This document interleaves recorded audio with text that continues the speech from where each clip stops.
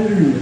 Ang pinakamataas pong pagpupuri, pagluwalhati, pagdadakil at pagpasalamat ay natatangin sa ating pinakamamahal na Panginoon Jesus ko lamang. At doble pag-aalala po sa ginitong aral ng ating beloved Pastor Luis Almeida at sa ating beloved Assistant Pastor Luis Almeida. At pagbati din po sa kanilang beloved children, sa lahat ng beloved magagawan, inagamit sa panalubasan, mag-isa po lahat, mga minamahal na kapatiran. Ako po yung muli po pasalamat sa ating pinakamamahal po ng Jesus sa ginitong pagkakataon po ito. Muli ko po siyang pasalamatan sa kanyang kabutihan sa aking buhay. Maraming salamat po Jesus. Patotoo ko lang po kung paano po ako ay nakamay na say way back. Hindi po ako nakamay way back 1980s. Narin po ang aking beloved mama na aking papa na karamdaman na tuberculosis. Yan po yung lupa ng pahirap po sa aking beloved lola. Ngunit nasyaran po sila ng kanilang kapitbahay na dito sa Jesus Mercy. Ang Diyos ay nagpapagaling, ang Diyos ay buhay. Hallelujah. Kaya tinanggap po ng aking beloved lola ang paanyayang pong yan.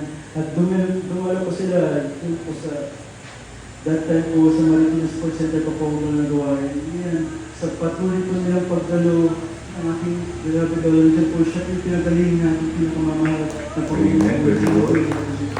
Dyan po ang patuloy po sa panilingkod ng aking beloved lola. Ngunit sa years 1990 po, nandiyan po na walay po ang beloved papa, hindi po ng patuloy. Ngayon po, bumalik po lahat ng vision ng aking beloved papa, vision ng kalalakihan. Ngayon po, hanggang sa nakapamilya po aking papa, ngayon po patuloy po sa nandiyon sa makasalimbot ang gawain. Nitong way back 2014, dyan po sa Pransya, bumabiyahe po kami pauwi na po sa tahanan. Pagkakabit po ni Papa ng sa Maribela ng Pakanan po, hindi po ito suddenly occur po sa Dalat po. And then dun po sa gilid po, meron pong motorcycle rider at nariyan po, dun po nasagasaan ni Papa at sa pinasamaang palad na walang po ito ng buhay. At that time po, nakulong po ako beloved Papa, isang man po siya sa kulungan at doon habang nasa kulungan natin beloved Papa, doon na pagkalat po. Minsan pa siya nag-remember, Jesus miracle to see.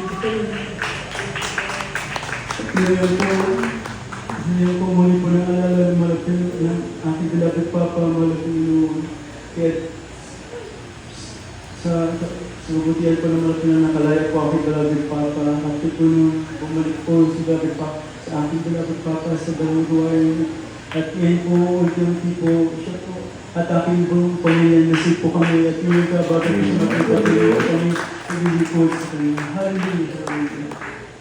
At totoo pa lang rin po this January po. Bago po mag-50th anniversary yan, doon po puro pala fasting po and then choir practices po. Kaya ang dami ko pong absent sa school. Meron po pong one time na straight 1 week po akong absent. Nandiyan po pong na-miss na activities. Mostly po puro PTs. And yan, yung member ko po sa, yung grupo ko po sa research po, hindi po na tanggal din po ako doon. Kaya, malulungkot po ako yung araw niya. Ngunit, yung pagdating ng 50th anniversary, pinagkatiwala ko lahat sa ating pinakamamahal. Alam ko, hindi pa babayaan ng mga Pinoy kami mga ulit. Hallelujah, hallelujah.